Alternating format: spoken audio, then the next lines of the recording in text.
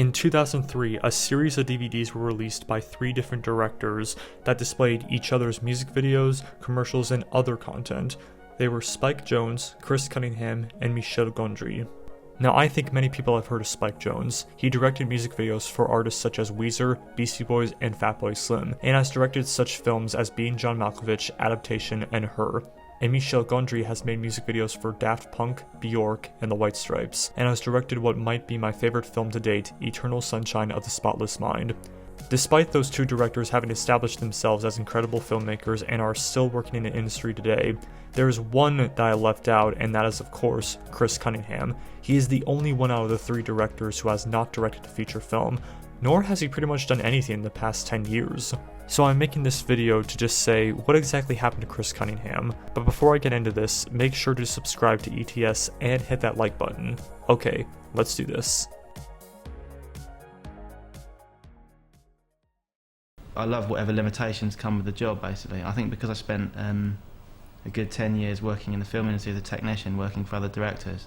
Before Cunningham was a music video director, he was working as a sculptor, a VFX artist, and model maker for several films including Alien 3, Judge Dredd, and Hardware. He even worked with the legendary Stanley Kubrick during the early stages of AI, artificial intelligence, but eventually he decided to transition into making music videos.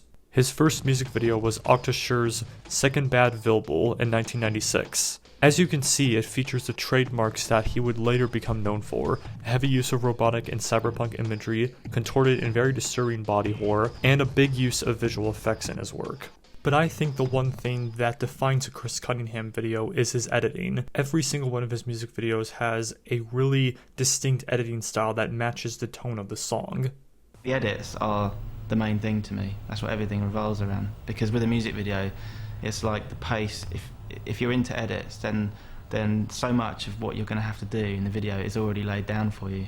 His early music videos are very performance-based. However, a lot of them are defined by really cool visual effects work combined with the performance, and a lot of them are really cool and interesting.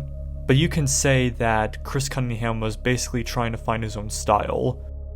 Something that you will notice is that most of these videos are very low quality, and that is because only 8 of his videos were shown in the Works of Chris Cunningham DVD. When asked about this in a Pitchfork interview, he gave a very interesting explanation. "You've made almost 20 videos, but there are only around 10 on that DVD. Why didn't you include more?" "Because the other ones are absolute shit. I only put stuff on there that's worth putting on there. In order to make the DVD not seem ridiculously small, I had to put a couple videos on there that I hate. I felt like it's my DVD and I want to put something out that isn't gonna make me cringe, even though you can't hide anything in this day and age. If there's something you've done, it will be on the internet, but I don't want it on the DVD." I'm sure most people in that position would feel the same way. If you do an album, you just want the best tracks on there. Those other videos are like outtakes or experiments.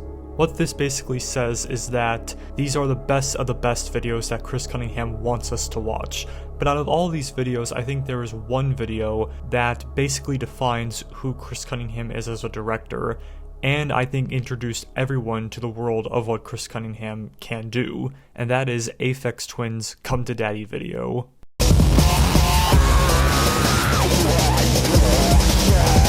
Depending if you know who the Aphex Twin is and you're aware of his music, you're going to find it funny, because it's lots of kids running around with Richard's face on. But if you don't know who the Aphex Twin is, it's just a bunch of f***ing horrible looking kids.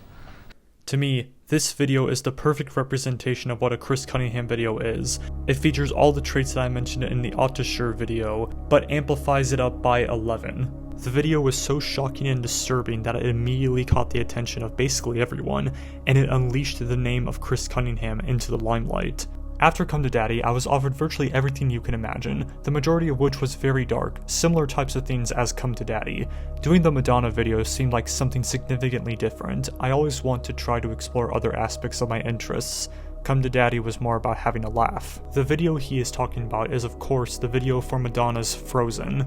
Being able to work with Madonna just shows how much of a big name Chris Cunningham ended up becoming, and it shows what he could do with a bigger budget and what he can do with a big name star. But the thing is that Madonna was really the only big name star he ended up working with throughout his career. Despite this, all of his music videos started to have a more cinematic quality to them, and some of them could also be classified as short films. Like the Square Pusher video is a really good example of that, and even the Window Licker video by Aphex Twin is another one. They were two videos that I really wanted to see how far I could push. I'll make a big chart, you know, kind of a bit like a music chart with all the timings and all the events on it. Another really cool thing about Cunningham videos around this time was that all the visuals were in sync with the music. Whether it was keyboards clicking or dance moves or anything like that, everything was in sync with the music or sounds. And this is especially present in the two videos, but also in other videos like the Left Field Africa Shocks video or in the Bjork All Is Full of Love video.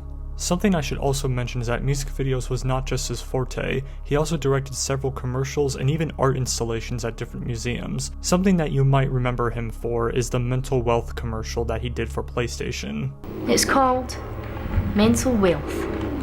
Now you might be asking, did Chris Cunningham do anything overall that could be considered a film? And in turn, yes, he did. He made a short film in 2005 called Rubber Johnny.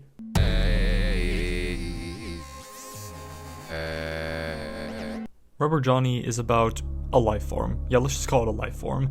It dances around in a wheelchair in front of a chihuahua while on a moving train. At least I think that's what the film is about, because there's nothing that explains who Rubber Johnny is or whether he is captured by scientists or if he's actually on a train or not. The whole film is shot in night vision and all the effects on the screen were done practically. And of course, the cherry on top is the awesome music by the Aphex Twin.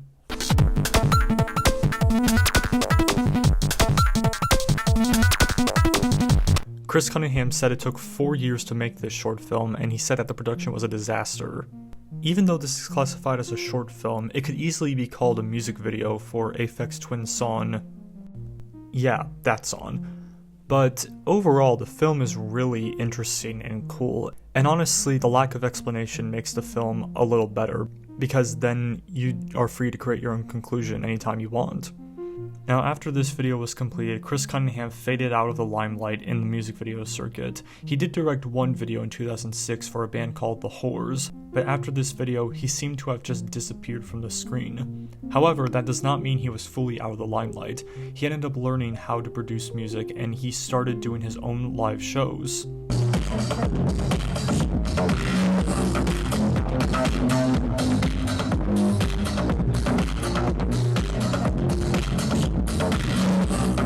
He created new work for these live shows, including a never-before-seen short film called Spectral Musicians, which has still never been released to the public. He also created a video for Gil Scott-Heron, which is a remix of a song, New York Is Killing Me.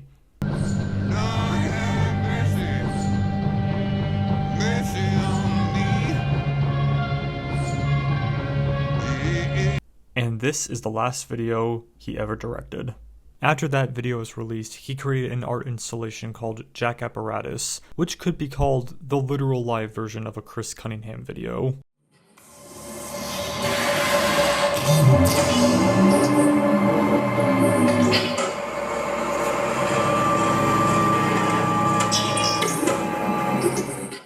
After this installation, he created one more piece of visual work. In 2010, he married a woman named Jenny Lee Lindberg, who was the bassist for a band called Warpaint, and Cunningham ended up making a documentary for them called Love Is To Die. But after hours of trying to search for this documentary, I could only find this trailer you are seeing right now, so I guess he never fully released it. It might have been on the festival circuit, but I don't really know. If any of you guys know anything about this documentary or have anything to say about Chris Cunningham, then comment down below. But after this documentary, that was it. The only real news we got from him was that he and Jenny divorced in 2016. So going to the topic of today's video, what exactly happened to Chris Cunningham, and why did he leave the film industry? Well, it's because he wanted to be more of a musician than a filmmaker. I think because my style is so heavily wedded to music and sound, it got harder to collaborate with musicians. I'd have an idea for something that the music didn't really allow for. I started basically having to go and make music myself. But that begs the question, what would a feature film by Chris Cunningham look like? Well, he actually was going to direct a film at one point, an adaptation of the William Gibson novel, Neuromancer. That is by far the only film that felt like it was close to getting off to go to production, but it never fell through. In another interview, it also mentions that he was working on a second movie that also never fell through again. I looked up what this movie would have been, and I found nothing. So I guess the second movie remains a mystery to this day. And I mean, we may not know about the whereabouts of Chris Cunningham now, but maybe that's the way he wants it. If he wants to be private, he wants to be private, and there's nothing wrong with that. And he leaves behind an amazing work of music videos that are still watched to this day. And he is a what would have been story. What would have happened if he directed a feature film? What would have happened if he made more music videos? We may never know. But hopefully you got something out of this video. Thank you for watching, and see you soon.